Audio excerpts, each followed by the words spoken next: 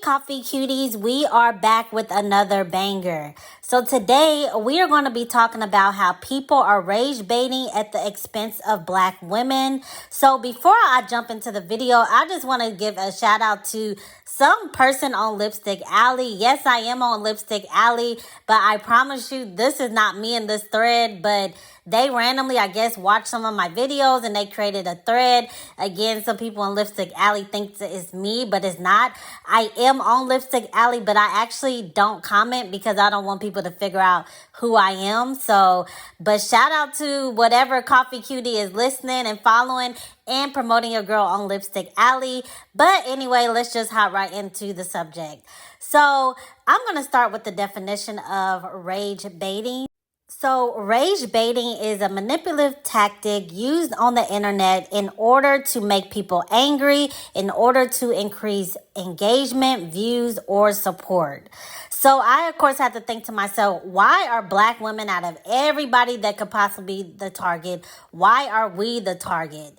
So I feel like we're the target because we are the easiest, and that is because the majority of internet users, social media users, are Black people, and the group of people with the highest engagement are Black women. So we also have the majority of the Black community as well, and we are unfortunately the least protected. So we unfortunately fall things like rage baiting. So I realized that sometimes Black women are easily reactive to negative things, which causes the internet to attack us so much more. I have photos going throughout the video, but for the perpetrators, it's easy to get likes and comments, even if the attention is negative from Black women. So they basically like to play in our face pretty much. They like to lure us in. They like to gain views and engagement off of us. And then they like to, of course, label us angry and bitter, etc. after we choose to respond. But I can break this rage baiting up into 3 categories. That is the white media. Number 2 will be the Manosphere. And then number 3 will be the new community, the Exoticals community.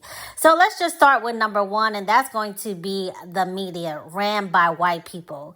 So they like to fund projects that paint Black people in a negative light. So they typically have 3 categories when it comes to Black women and how we are portrayed. That is the sapphire one, that is basically we're loud, we got attitude problems, we're aggressive, we're overbearing, etc.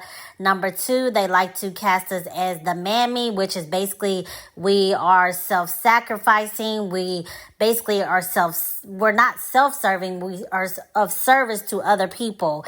And if you think about all the old slavery movies, the mammy is what kept all the slaves in check. So basically like, oh, you don't want to upset massa, like you better do what is need to be done. It's typically an older woman, not always, of course, but that is typically how the mammy is portrayed. And then, of course, the Jezebel character, which is over-sexualizing Black women and painting us as being promiscuous, etc. I also want to add that we definitely get the angry Black woman stereotype as well as being strong and independent. So these are the ways that the media likes to portray us, and they never want to show just a variation of Black women, how we are in real life. There are plenty feminine, sophisticated, and educated Black women who are really breaking down barriers and strides throughout life. But of course, they only want to paint us in this one facet type of way. And some recent media rage baiting, and in my opinion, was the makeup company called Euphoria. I have the demonstration going on the screen, but a content creator by the name of Gloria, she complained to the company once because they were not inclusive to dark skin at all. I have the video playing. And then they were like, okay, we're going to create this shade called Shade 600. And it basically was Black paint.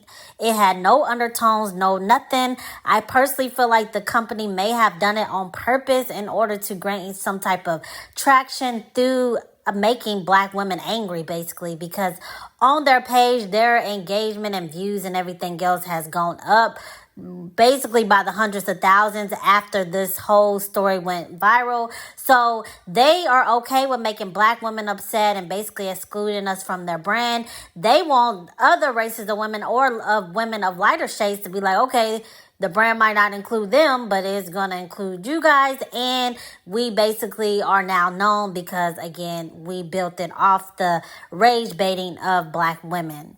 But next, I'm going to get into category number 2, and that is the Manosphere. So the Manosphere, they like to drop all type of narrative, not just for black women, but women in general. But we're going to focus on some of the things that they say about black women. So they'll say, black women, they're the least to get married. Black women are fat. Black women have attitudes. Black men don't prefer black women. And that's when the whole preference conversation comes in. Oh, black men prefer white women or mixed women or all these type of narratives. Also, the passport bros where they just say they're done with American women altogether because we're not fit, feminine, beautiful. So they're going to go overseas and find a woman. All of this is, in my opinion, rage baiting. They want a reaction out of black women.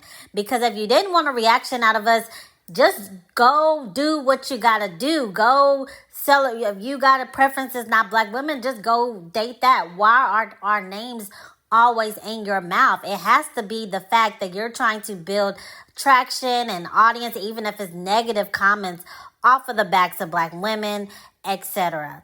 And next, we're going to move into the third category, which is a new community of mixed and biracial women, or they're now claiming monoracial women who they deem as having king features. They have no real definition of what an exotical is. It's just pretty much if you say you're an exotical, you're an exotical.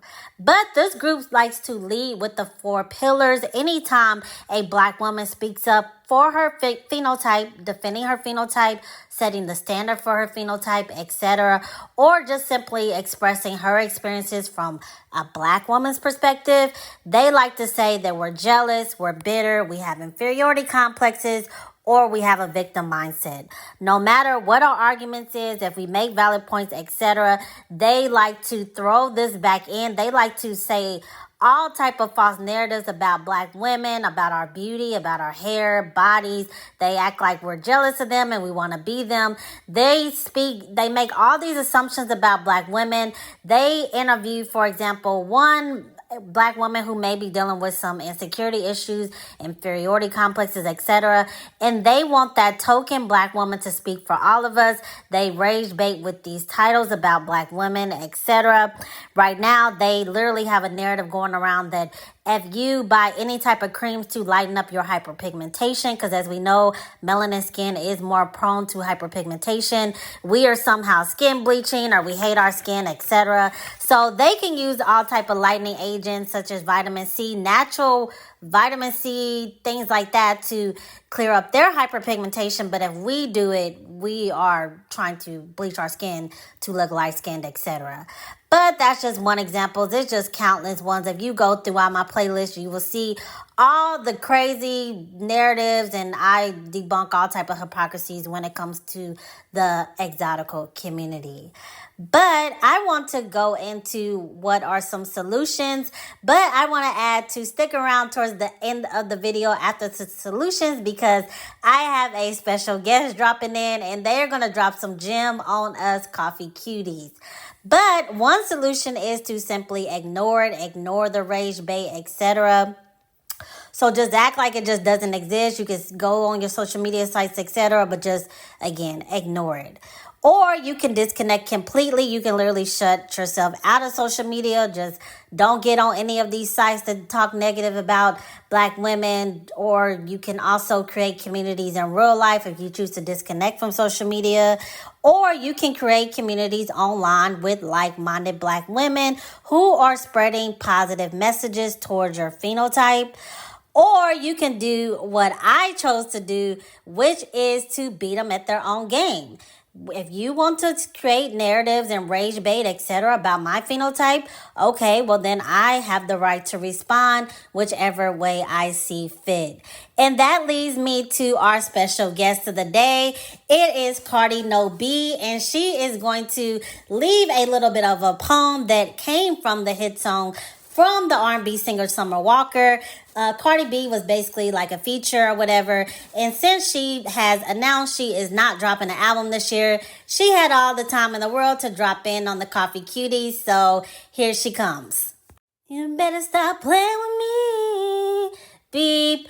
Well, Coffee Cuties, you know I've been seeing, all the BS that's going on these internet YouTube streets. And I don't know if the rumors are true. I don't know. I don't care. It's not my business. But if it's true, don't let these chicks, don't let them make you, have a one-up on you, destroying your phenotype image.